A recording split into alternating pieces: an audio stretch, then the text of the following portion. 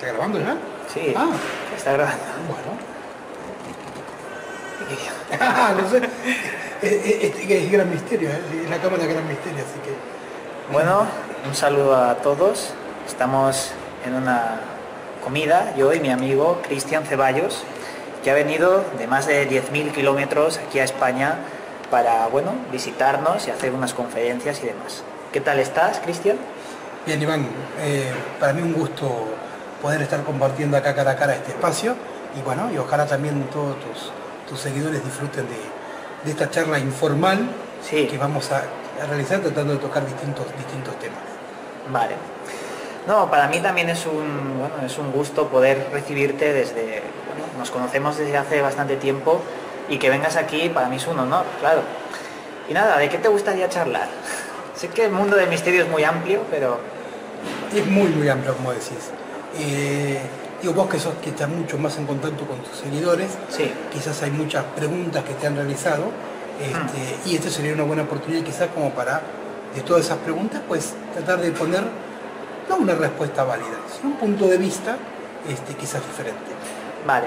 Sé que hay mucha gente que me ha preguntado sobre el fenómeno OVNI, si es real, si es falso, si está hecho por los militares y demás, y que de alguna forma me gustaría saber tu opinión. ¿Qué piensas sobre este fenómeno? ¿Es real? ¿Es una invención? Yo creo que hablar del fenómeno OVNI hay que ponerlo en distintas etapas. Uno es como la parte mecánica, o sea, el aparato en sí mismo. Y la otra es la parte del contacto entre, o supuestos contactos de personas con tripulantes o pasajeros de estas naves. Del primer punto, de la parte mecánica, o sea, del OVNI en sí mismo, pues yo creo que sí, o sea, por una razón bastante simple. Siendo este un universo infinito, creo que sería muy cerrado creer que en tantas posibilidades como posibilidades de planetas solamente estemos nosotros como cuestión, digamos, de que tenemos vida. Sí. Y si consideramos además el tiempo que hace desde que existe el universo, digo, es muy factible que haya, así como los imperios que nacen, crecen, se expanden y después mueren, creo que eso también puede ser como un ejemplo de lo que sucede con civilizaciones. O sea, yo creo que sí, que tiene que... Desde ese lugar te lo planteo, sin la necesidad de decirte si he visto o no he visto. En el Tercer Reich sí que se hacían prototipos que no llegaban a funcionar. También Estados Unidos hacía sus prototipos y hay imágenes de archivo que eran como grandes ventiladores, no llegaban a órbita. No sabemos si hoy en día sí que podrán hacer esas cosas, porque la antigravedad es algo que se está estudiando y podría ser muy factible de que ya tuvieran esa tecnología. Pero bueno, esto es como todo. Yo creo que sí que se ha experimentado y se ha podido lograr prototipos de algo que veían en el cielo desde la noche de los tiempos y que siempre ha estado ahí. ¿Tú crees que esas luces que han quedado impresas en cuadros, incluso en relatos mucho más antiguos que la propia Biblia, como los vimanas hindúes, nos ha perseguido desde siempre? ¿Tú crees eso?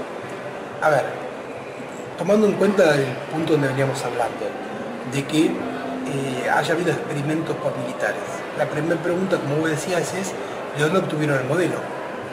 ¿De dónde obtuvieron la idea? ¿No?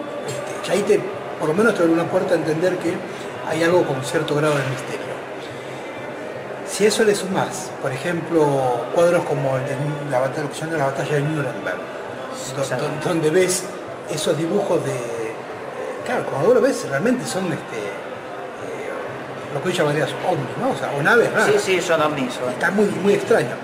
Y si encima después lo comparás, por ejemplo, con los vimanas que hablan de los Vedas, donde aparte te cuentan las guerras que había entre los bandos utilizando los vimanas. Y si, por ejemplo, después, para que ir más atrás o en otro relato, tenés lo que se conoce en el libro o el Evangelio de Enoch. El libro de Enoch. Entonces, digamos, son muchas muestras que, independientemente del tiempo y del espacio, te hablan de lo mismo. Sí. Y yo creo que cuando un relato encontrás en su estructura la misma información en distintos tiempos, en distintas culturas, te están mostrando una realidad. Es como si dijéramos, explota un volcán Sí. en algún punto. Y todos los diarios de la actualidad toman la información que hubo una erupción volcánica. Dentro de 5.000 años, en los archivos del tiempo, empiezan a excavar y encuentran un diario en España que dice tal fecha hubo una erupción. Después van a la Argentina y encuentran un diario en excavaciones que dice tal fecha, o sea, te muestra que es un relato que surge de un hecho real. Exacto. Y por eso todas las culturas, independientemente del tiempo y del espacio, lo comparten. Y para estudiar esto tendríamos que ver los patrones que hay en todas las culturas. Por ejemplo, el patrón del culto a la serpiente, el patrón de los dioses que descienden de las estrellas, o el patrón de tecnología que creó cosas imposibles. Más allá de las pirámides podemos hablar de Pumapunku, esas construcciones láser, o incluso Tiahuanaco. Y Tiahuanaco tiene una cosa extraña, cómo representan al dios Viracocha en una especie de altar con un hombre con barba y de aspecto muy diferente a los nativos de aquella época. También en ese sitio nos dicen que hay una serie de caras que representan a todas las razas que han habido en la Tierra. Pero bueno, son vestigios de algo que vemos que es imposible. Y mi pregunta es, ¿tú crees que esos dioses, esos seres, se han marchado? Es una pregunta bastante recurrente cuando uno toca estos temas y, por ejemplo, en la conferencia esta que vos mencionaste, hablo de ese origen oculto y llega el momento donde cuento el relato de ese origen oculto a través de los mitos. Y, por ejemplo, uno de los mitos que utilizo para contar ese relato es, o viene de los sumerios, que es el más conocido quizás por nosotros, en donde habla esto de que el ser humano nace como producto de manipulación genética. Perdona que te corte, sí. Porque ahora que acabas de mencionar los sumerios en relación de Tiahuanaco y Viracocha y demás, se encontró en un lago cercano una vasija con inscripciones sumerias. ¿Qué hacía esa vasija con inscripciones sumerias en la cultura de Pumapunku, Tiahuanaco? Eso da mucho que pensar. Ahí yo tengo una teoría en particular, que es, nosotros decimos que son inscripciones sumerias.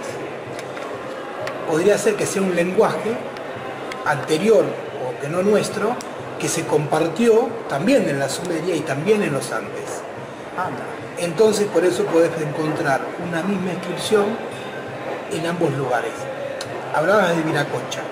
Si vos ves a Viracocha, está representado, como bien decís, una persona de características que ahora llamaríamos más europeas, o sea, tez blanca, barba, ojos azules y alas. Anda, alas. Y si vos vas a los sumerios, ya que estábamos hablando de ellos, en cuántos lugares de monolitos encontrás la representación típica de la cultura sumeria, que es la misma. Un dios barbado de lápiz azul y con un reloj. Con los relojes o con esas que parecen como carteritas. Sí, ¿no? sí. O sea, y la piña. La piña. Entonces, ahí es donde decís, oh, sí. ¿Qué pasó? Lo que está claro es que hay un saber ahí oculto. Hay un saber oculto. Entonces, dentro de esta pregunta que me hacías de ¿estuvieron y se fueron o estuvieron y están? Ahí es la parte del relato que yo cuento en la conferencia, que lo voy a poner un poquito en juego, que es el de la historia oculta de Lucifer. La historia oculta de Lucifer. Que Lucifer, a través de la cultura, tomó distintos nombres. Sí. Nosotros lo conocemos como Lucifer y la rebelión de Lucifer, bajo la lógica de la cultura que nos legaron los relatos judíos de la Torá. Sin embargo, cuando vos ves ese mismo mito como tal y vas a los griegos, se llama Prometeo. Prometeo. La estructura de Prometeo es la misma que la de Lucifer. Vas a los sumerios y lo encontrás bajo el nombre de Enki. Vas a los relatos mayas y lo encontrás bajo la lógica de Quetzalcóatl. La serpiente emplumada. La serpiente emplumada. Vas a la cultura nórdica y lo encontrás bajo el nombre de Thor. ¿Y cuál es lo común que tienen estos personajes como para decir que son el mismo personaje pero con el nombre dado por cada cultura? Lo que te encontrás como maravilloso es que ese personaje está relacionado con la creación del ser humano, que se pelea con los dioses por la utilidad que le estaban dando al ser humano, o sea, por el uso, que ese dios al revelarse le da el saber al ser humano que lo iguala a los dioses, y que después los dioses, en castigo con Thor, con Prometeo, con Enki, le imponen un castigo. Y ese castigo podría ser una campaña de desprestigio al dios, haciendo creer a la gente que ese Lucifer es algo malo. Cuando podría ser... Y hay un dato que a vos te va a interesar, y a todos y a todos los que nos escuchan nos va a interesar muchísimo. En los mitos, por ejemplo, vos agarras a Prometeo y te dice que el castigo que Zeus le hace a Prometeo por darle ese saber al ser humano es que lo ata a una piedra. Sí. Lo ata a una piedra y lo encadena. Pero un día pasaba Hércules por la piedra y lo desencadena. Pero le dice, no quiero que Zeus se entere de eso. ¿Y dónde lo envía? Al Hades, al centro de la tierra, al infierno de la tierra. Vas a los mitos, por ejemplo, de la Biblia, al judeo que viene de la Torá.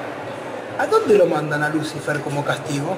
Al centro de la tierra. Qué casualidad, ¿no? Sí, sí. O sea, digo, ahí es donde empieza a ver. ¿Qué te cuentan, por ejemplo, los mitos incas, los quechuas? Te dicen que quien creó al ser humano, que sería el mismo nombre, el paralelo, digamos, a Lucifer, que es un Sahara, como ellos lo ubican, cuando es enjuiciado por haberle dado ese saber al ser humano, lo mandan al centro de la tierra. Te estoy contando 3 relatos, como es, por ejemplo, un relato de raíz inca, un relato de raíz judía y un relato de raíz griega, y te muestran que aquel que le dio el saber al ser humano fue castigado del centro de la tierra. Esta es la parte de la conferencia donde yo lo único que digo es bienvenidos a la tierra hueca. Y acá es donde respondo un poco tu pregunta, de decir, ¿están o se fueron?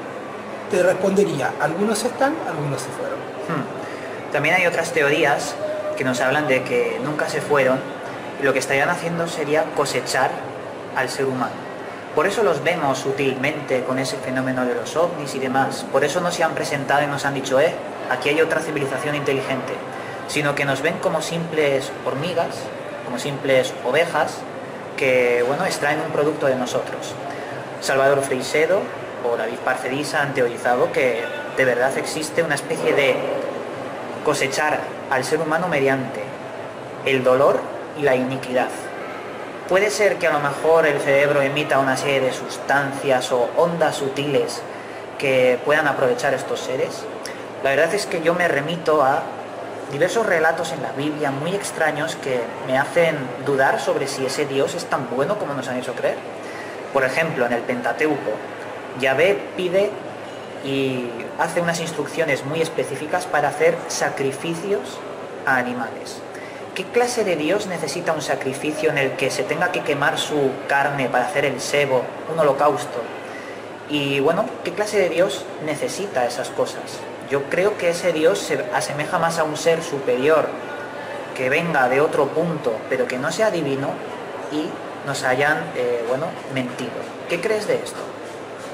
Yo siempre trato de explicarlo todo a través de los relatos, de los cuentos, de los mitos, porque es como una manera de comprender que si de distintos lugares te llega la misma información, pues como dice, cuando el río suena, agua trae. Sí. Y por ejemplo los toltecas, te lo quito de lo que hablamos recién para mostrar como otro mito te cuenta algo muy similar. Los toltecas te dicen que hay distintos niveles de conciencia y en cada de esos distintos niveles de conciencia entidades diferentes que la habitan. Distintos planos, si querés verlo. Sí. Y que así como la planta se alimenta de los componentes del suelo, los animales se alimentan de la planta, los humanos nos alimentamos de los animales, nos dicen que hay entidades que se alimentan de nuestras emociones. Emociones. Que no es ni que sea bueno o malo, o sea, no juzgar a decir hacen eso es malo. Porque un animal es bueno o malo cuando se come la planta, lo hace porque para sobrevivir tiene que ser. Cuando un humano come el animalito, está bien, no podemos decir por elección porque puedes no comerlo, pero sin embargo, no por eso sos bueno o malo. Pero claro, a nadie le gusta que le coman. Bueno, la suerte que tenemos acá es que no nos comen, no son caníbales. Pero lo que te dicen entonces es que estas otras entidades de otros planos generan ciertas cuestiones que te produzcan las emociones que pueden ser de odio o de amor. Hay entidades que se alimentan de emociones de amor y otras de odio. Esto es lo que dicen los toltecas, ¿eh? Ah, lo dicen los toltecas. Esto lo dicen, no lo estoy diciendo yo, Cristian Ceballos.